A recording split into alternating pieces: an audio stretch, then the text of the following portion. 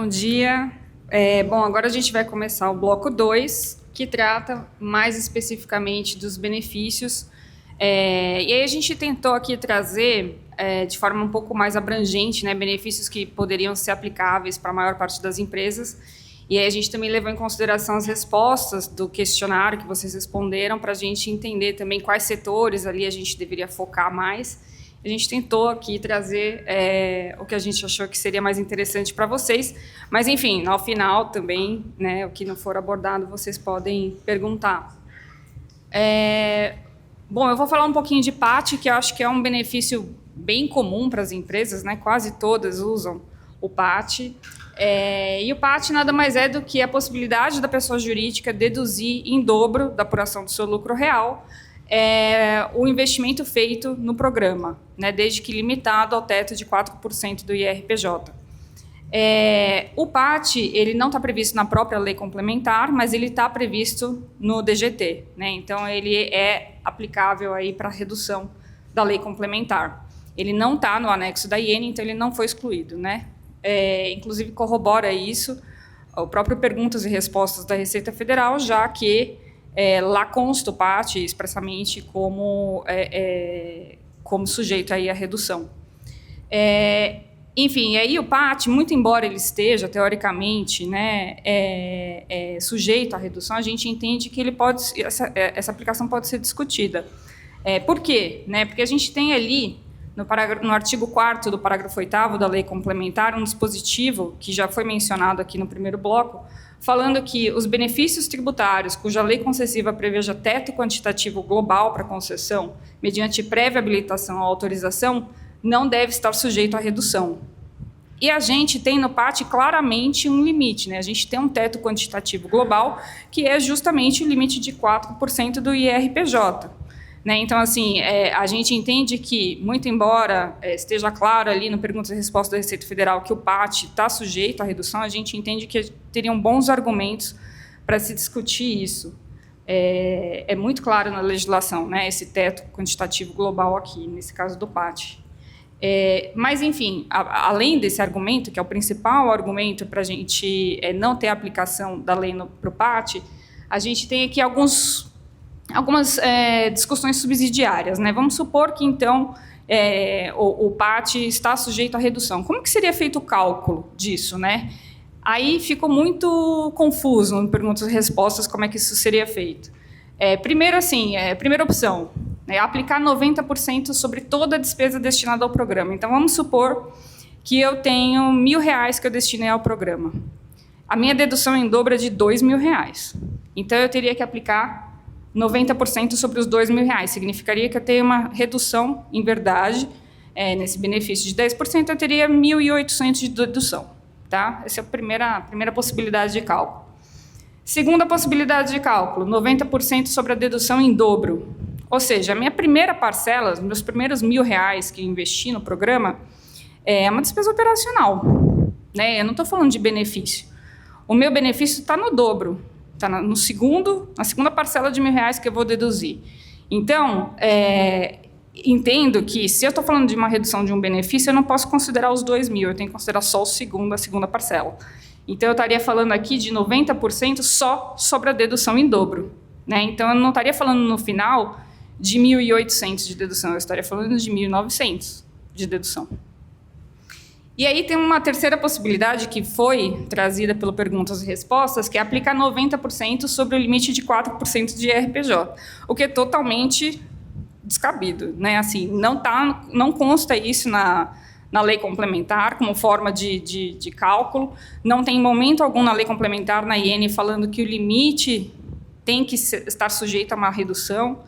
Então, só que assim, no Perguntas e Respostas da Receita Federal, quando ele traz esse cálculo de PAT, ele fala que você tem que calcular 90% sobre a despesa destinada ao programa, que é o 1, e 90% sobre o limite de 4% e aplicar o que for menor dos dois. Então, assim, extrapolou e muito, né, o que diz a lei complementar. A lei complementar nunca disse que você teria que aplicar 2 métodos e ver qual deles seria menor para poder aplicar. Então, assim, a gente entende que tem muita margem de discussão para o PAT.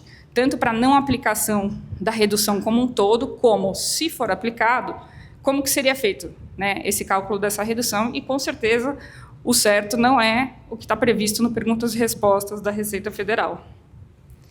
E aí a gente trouxe aqui alguns outros benefícios que têm mais ou menos a mesma lógica do PAT, né? Estou falando sempre de uma dedução do IR sujeita a um limite, né? E aí, a depender do benefício, o Lei Rouanet, por exemplo, tem um limite de 4%.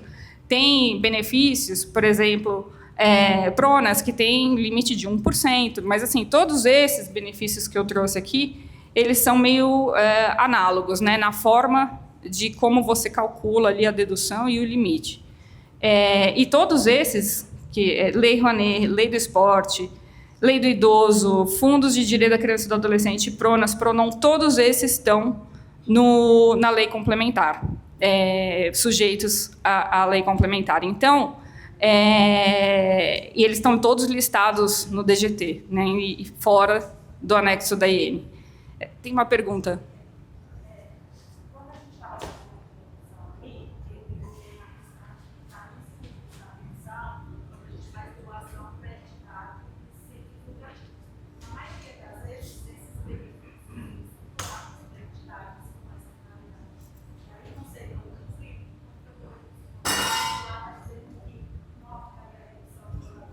Exatamente, tem esse ponto de discussão ainda, né? Isso é um argumento a mais. Exato. Só lembrando, aqui a gente tem... Aqui o que a gente tem? A gente tem argumentos, né, de ordem geral, tá, de legalidade, que vincula a um anexo que não existe, de uma lei que não estava publicada, etc. Então, esse seria aplicado aí para toda a menção de benefício do anexo da lei orçamentária, né? E a gente tem discussões específicas, né, que vai do PAT baseado no argumento de teto e habilitação prévia. Tá? Se a gente pegar isso, a gente tem 3 argumentos no seu caso. Tá? Então, a gente tem o geral, a gente tem o específico, que tem o teto e habilitação prévia, e a gente também a doação para entidades sem fins lucrativos. Tá? Por isso que a gente está falando que, lógico, é uma série de benefícios, e a intenção aqui não é passar por todos, né? Mas, pelo menos, discutir com vocês um pouquinho que existem alguns caminhos. Lógico, todo benefício dá para sustentar que ele não está excluído? Não. Né? Alguma coisa vai ter a redução linear, etc. A gente vai ter que viver com isso. Tá? Mas tem uma série de benefícios que a gente entende que pelo menos a gente tem argumento para discutir. Tá? Mas no seu caso tem razão, teria um terceiro argumento específico para falar que não teve nenhuma redução desse benefício. Só para fechar aqui, assim, cada benefício vai ter sua particularidade, né? A gente teria que analisar caso a caso, porque, como você falou, nesse caso específico, tem esse argumento adicional. Se a gente for ver algum outro que a gente não listou aqui, pode ser que tenha outro argumento adicional. Então, assim, realmente, a gente fica naquele zigue-zague, que a Viviane falou bem no começo, né? De ir da lei complementar para o anexo e aí ver se cai alguma exclusão. No final, a gente acaba sempre encontrando alguma discussão, né? Mas vai muito do caso a caso, né? São muitos benefícios listados ali, né, no DGT, então acho que a gente não consegue cobrir tudo, mas excelente, é exatamente isso. Tem mais esse argumento, sim. Bom, acho que agora eu vou passar a palavra... Espera aí que eu voltei. Isso. Está sudando. Tenho aqui já. Só dá um negocinho, né? Bom, pessoal, acho que primeiro, assim, né, não fazer nenhum mistério. Então, os benefícios de SUDAM e SUDENE foram incluídos, né, no demonstrativo de gastos da Receita Federal. Então, em princípio, eles estão potencialmente sujeitos à redução, né? Eu digo potencialmente porque a gente vai ver mais para frente que tem aí argumentos para a gente afastar a redução sobre esses benefícios. Mas algo que chamou a atenção, né, dos clientes, a gente tem sido demandado bastante para analisar esses benefícios, porque são benefícios de fato muito relevantes, né? Então foram criados esses benefícios, pelo menos nos moldes que a gente conhece hoje, existiam benefícios um pouco mais antigos. Desde 2000, né? Então a lei ela veio trazer esses benefícios de 2000 até 2013 e tiveram uma série aí de renovações sucessivas desses benefícios, de modo que os contribuintes tinham muito conforto, né, em aplicar esses benefícios, porque de fato quando estava muito próximo ali do vencimento do benefício, vinha lá uma lei nova renovando o benefício por mais um determinado período, né? Então, tanto os benefícios de SUDAN quanto do SUDENE, eles têm como objetivo incentivar o desenvolvimento dessas regiões, né? Então, no caso da SUDAN, a Amazônia Legal, né? Que foi aí um recorte que o legislador fez para poder justamente trazer investimento, gerar empregos, trazer renda para a população da região, né? Então, se a gente pega números que são divulgados pelo governo, a gente vê que, ao longo dos anos, esses benefícios possibilitaram um aumento de investimentos bem significativo e aumentos de emprego, tá? Então, são benefícios que estavam muito consolidados já, né? E que são muito relevantes até pelas características deles, né? Então, a gente tem benefícios de redução por reinvestimento do imposto de renda, né? 30% do imposto de renda que é reinvestido nos projetos aprovados. A gente tem isenções de imposto de renda específicas para projetos tanto de tecnologia quanto industrial e agrícola. E o benefício que talvez seja aí o que a maioria das empresas aplicam, que é o de redução de 75% do imposto de renda para projetos considerados prioritários pelo governo, né? E, infelizmente, no demonstrativo de gastos da Receita, eles listaram todos, tá? Todos os benefícios de SUDAN e SUDENE que a gente vai ver na sequência, tá? SUDENE, por exemplo, que a gente tem uma região de aplicação mais ampla, né? Não só Nordeste, mas pega um pouquinho de Norte até Sudeste, e a gente tem informações do governo que são, né, mais robustas do que SUDAN. A gente nota que, né, o último número que a gente tem disponível de 2023, a gente tem uma soma total de investimentos de 34 bilhões, né, associados aí aos benefícios de SUDENE. Então, realmente a gente está falando de um benefício, né, muito relevante, tá? SUDENE, a gente teve a mesma questão da SUDAN, né? Então, a listagem no demonstrativo de gastos de todos os benefícios, né, que a gente tem aplicáveis hoje. Então, em princípio, eles estariam sujeitos à redução proposta pela Lei Complementar 224. No entanto, como a gente estava discutindo aqui para outros benefícios, a gente tem uma série de discussões associadas à SUDAN e SUDENE, né? Uma discussão mais óbvia, talvez, seja justamente a exclusão que a gente comentou no primeiro bloco, daqueles benefícios concedidos por prazo determinado, com condição onerosa e cujo projeto tenha sido aprovado até 31 de dezembro de 2025, tá? Como esses benefícios, em regra, eles envolvem projetos que precisam passar aí por uma aprovação, né, do governo, e tem, enfim, uma série de requisitos para isso, né, um projeto técnico que é apresentado, etc., a gente entende que são benefícios que, de fato, atenderiam, né, essa condição onerosa prevista na legislação. O que acontece é que a Receita Federal, no Perguntas e Respostas, ao tratar de benefícios da SUDAN, né, e que a gente entende que seria o mesmo entendimento para a SUDENE, diz que, para fins de aplicação dessa exclusão aqui, já deveria haver o início do investimento previsto aqui como condição onerosa. Então, a gente não precisa de um projeto que esteja 100% implementado ainda, mas a Receita Federal enxerga que a gente precisaria, ao menos, do início aí do investimento para que a gente atenda a essa condição de exclusão, né? O que não está, enfim, de forma clara na lei, isso é super discutível, né? Mas o fato é que a Receita Federal adotou esse entendimento. E se me permite, Thaís, outro ponto, o que é investimento?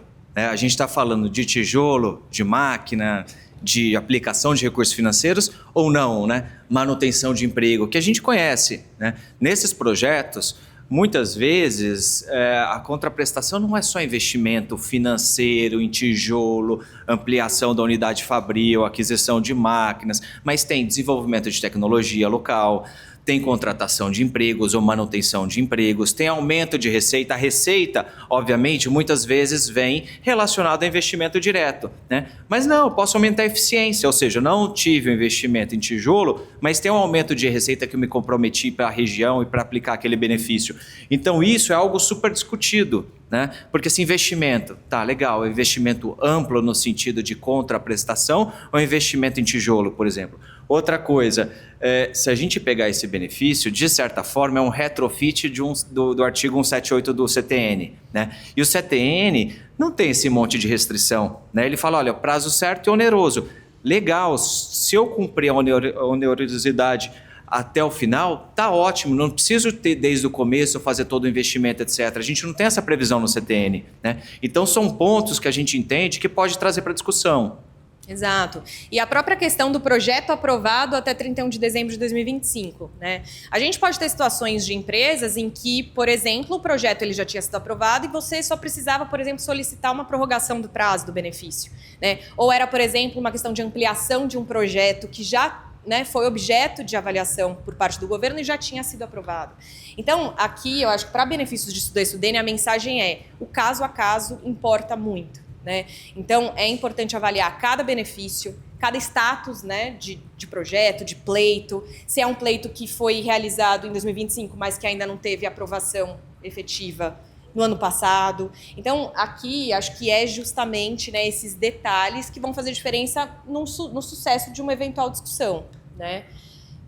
E aí, para além desse dispositivo específico, a gente tem uma outra exclusão prevista na Lei Complementar 224, que é para benefícios relativos à política industrial para o setor de tecnologia em geral. Né? E a gente tem isenções específicas de estudante para esse setor. Né? Então, para projetos nessa área, a gente entende que a aplicação desse dispositivo também pode ser, né, um argumento para afastar a redução sobre esses benefícios.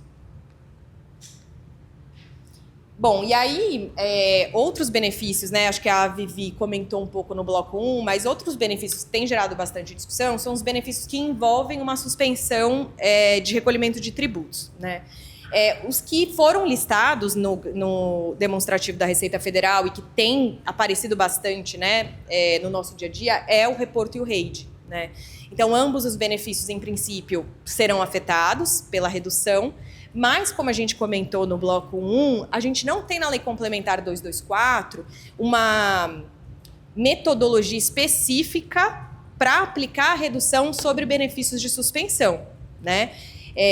Então, por exemplo, no caso do reporto, em que a gente tem suspensão de imposto de importação, de IPI, de PIS/COFINS, né, a gente tem a conversão desse benefício de suspensão numa alíquota zero ou isenção, né, a depender do tributo, após o prazo lá de 5 anos. Né?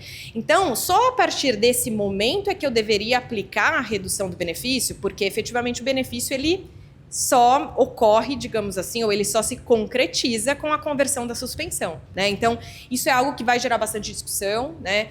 A gente entende, né, que a Receita Federal vai provavelmente aplicar a redução dessa maneira. A gente tem no Perguntas e Respostas uma pergunta específica que foi realizada, né, esclarecida acerca do REID, né? Para o REID, que envolve a aprovação de projetos prioritários pelo governo, a Receita Federal remete a esse dispositivo de exclusão que a gente comentou no caso do Estudante. Né? Então, ela fala, bom, para o REID, como você precisa de um projeto aprovado para usufruir do regime, a gente, né, teria aí o mesmo racional para aplicação desse dispositivo, com, né, esse detalhe de que a Receita Federal entende que já deve haver o início do investimento para fins da aplicação da exceção. Né? Bom, e aí, então, qual que é o entendimento do escritório, o que a gente tem, como a gente tem se posicionado, né, sobre esses benefícios? A suspensão em si está mantida, né, a suspensão de recolhimento de tributos, até porque, como a gente comentou também no bloco 1, o decreto que regulamentou a Lei Complementar 224, ele é expresso no sentido de que benefícios de suspensão, né, com suspensão temporária de recolhimento de tributos, tá, não estariam afetados. Então, a suspensão, né, a gente entende que estaria preservada, e no momento de conversão da suspensão numa alíquota zero ou numa redução, a gente poderia sim ter a aplicação da redução do benefício, tá? Eu acho que a gente pode, enfim, fazer um coffee break agora, mas só para não quebrar essa questão das discussões específicas, eu acho que a gente pode continuar um pouquinho, é só um bate-papo rápido, de outros argumentos que a gente tem pensado aí para discutir essa redução linear de benefício, manutenção do que a gente tem hoje. Tá? Antes de entrar aqui, só queria trazer uma provocação, porque é o seguinte, como o Pedro falou, né, a provocação do final do último bloco, a gente tem uma previsão expressa de que a gente não pode tomar crédito. Então, vamos pensar num benefício aí de alíquota zero. Então, ele vai passar a ser tributado depois disso a 0,925, no caso do PIS e COFINS, tá? A partir de 1º de abril. E aí, eu não posso tomar crédito, porque é o seguinte, do PIS e COFINS, a gente sempre ouve falar e a gente sempre defende, olha, tem que cumprir a regra de ouro. Qual que é a regra de ouro? Né? Ser tributado. Né? Nesse caso, eu vou tributar com uma alíquota pequenininha, mas já ser tributado. Tá? E aí vem 2 argumentos. Se a gente pegar aí o histórico de discussão de PIS e COFINS no âmbito do STF, a STF fala, não, PIS e COFINS ele pode sofrer, né, constrições, a gente pode ter uma redução, né, da não cumulatividade pela lei infraconstitucional, né, pela lei ordinária, etc. Mas o PIS e COFINS tem contornos mínimos da não cumulatividade. Tá? E aí a gente pensa, poxa, com base nisso a gente tem um mínimo de não cumulatividade. Tá? Será que o que a lei, quando falou que não vai poder tomar crédito, eu falei assim, olha, você vai poder tomar crédito, no caso concreto, só do 0,925 e não dos 9,25? Né? Ou não, a gente poderia brigar também que, olha, com base nesses contornos mínimos da não cumulatividade, a gente pode aí brigar pelo 9,25, porque é uma alíquota, enfim, padrão, não tem exceção a esse creditamento. Enfim, são só provocações que a gente vai enfrentar aí nos próximos meses. Mas outros exemplos específicos, né? Quem é do setor agro e principalmente, a gente tem muito essa questão de crédito presumido. Né? Então a gente tem crédito presumido tanto na exportação, a gente tem crédito presumido de PIS e COFINS na aquisição de pessoas físicas, né? Produtores rurais, pessoas físicas e cooperativa. E aí, como é que fica? Isso é um benefício? E aí o que a gente entende? A gente está desenvolvendo uma argumentação no sentido de que, ainda que eu tenha, né, uma previsão expressa de, não eliminação, mas da redução desse crédito presumido, e vamos pegar aí no começo da exportação de 90%, tá? Então, como é que funciona a regra hoje? Olha, eu tenho uma exportação, tá? E eu tenho um crédito presumido, tá? Qual que é o objetivo desse crédito presumido? Recuperar um imposto incidente na operação até então. Né? Então, que a legislação trouxe? Olha, você tem esse crédito presumido legal, você continua com ele, mas você vai reduzir ele em 10%, ou seja, você vai ter, hoje em dia, 90% só desse crédito presumido. Mas o que a gente tem especificamente no caso da exportação? Né? Se a gente pegar, a gente teve a emenda constitucional 33, tá? Que transformou, entre aspas, né, aquela isenção que a gente tinha de PIS e COFINS numa imunidade constitucional de contribuições. Tá? Então a gente tem, e o Supremo já analisou isso no tema 674, um novo marco em termos de incentivo à exportação a partir da emenda constitucional 33. Tá? Então o que ela objetivou? Deixar os produtos brasileiros numa posição de maior competitividade no mercado internacional, desonerar de forma ampla, né, a exportação, eliminando todo e qualquer tipo de resíduo tributário e atender o princípio de tributação do destino, que agora todo mundo está falando por causa principalmente de CBS e IBS. Tá? Então, a gente tem uma emenda constitucional que ampliou, né, trouxe esse conceito de imunidade que deve ser entendido de uma forma ampla. Mas, Diogo, mas será que isso é suficiente? Como é que o Supremo já analisou? Se a gente pegar o tema 674, e para quem não sabe, o tema 674 foi discutir a questão se a imunidade aplica para as exportações diretas ou indiretas. O que é uma exportação indireta? Você vende com a finalidade preponderante de exportação e outra empresa vai lá e exporta. Ou seja, poxa, você só não exportou direto, então você exportou de via direta. Isso que o Supremo analisou. E o ministro Fachin, quando ele foi analisar, que ele foi o relator do caso, ele fez uma ponderação super importante.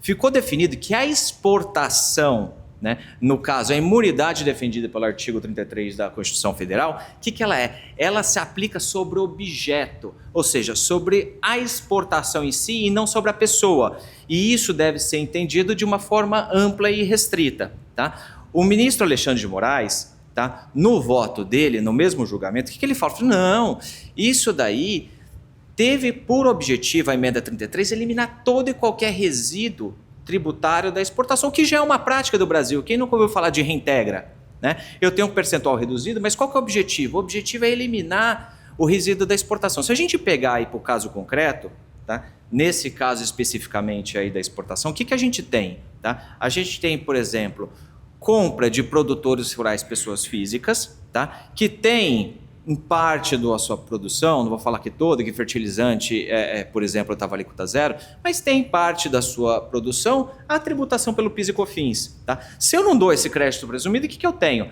Eu tenho um resíduo tributário na exportação, eu vou contra o princípio da emenda constitucional 33. Tá? Então, com base em todos esses argumentos, o que a gente quer chegar? A gente não tem só aqueles argumentos específicos que tem limite global, precisa de autorização, argumentos gerais de ilegalidade.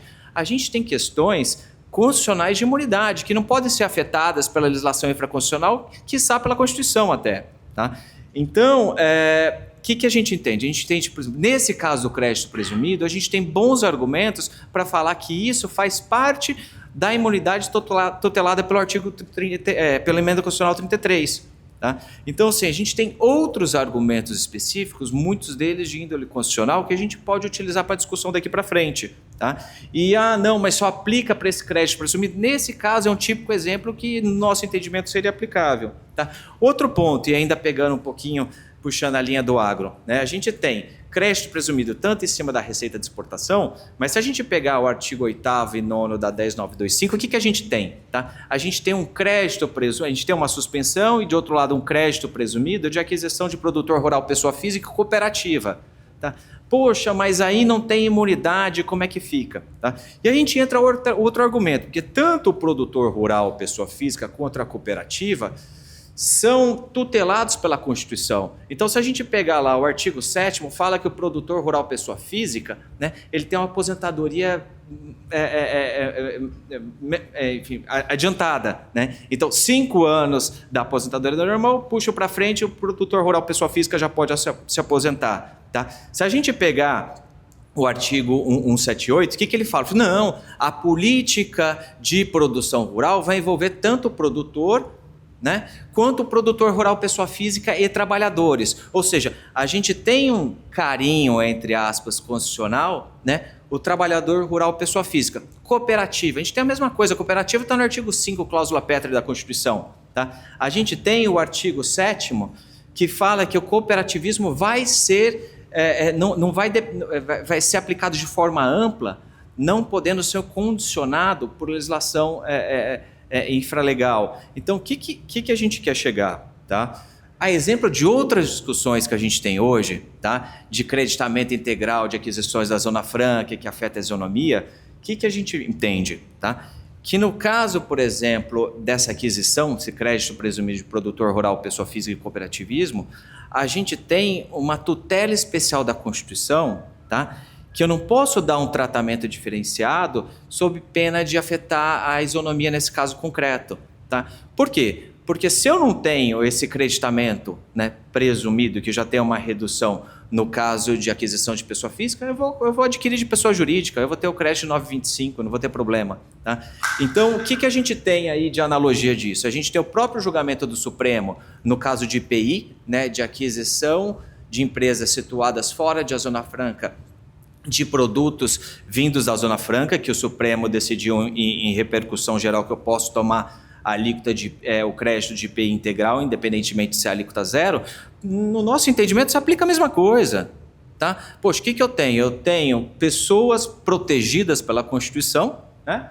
E eu tenho uma possível ofensa à isonomia. Tá? Então, esses, né, são mais alguns argumentos que a gente pode utilizar para o futuro. De novo, não vou chover no molhado aqui, mas é uma série de benefícios. Tá? O que a gente tem feito muito? Analisado todos os benefícios dos clientes e ver o que dá para discutir. Tá? De novo, tem coisas que vai dar para discutir, tem coisas que não dá. Mas o que a gente entende é que tem muito mais argumento, né, do que só enquadrar naquelas previsões contidas aí na exclusão de lei complementar, de decreto até IN da Receita. Então, a ideia aqui, né, não é discorrer de todos os benefícios, mas só, enfim, um bate-papo aí de que a gente tem muito mais argumento do que parece.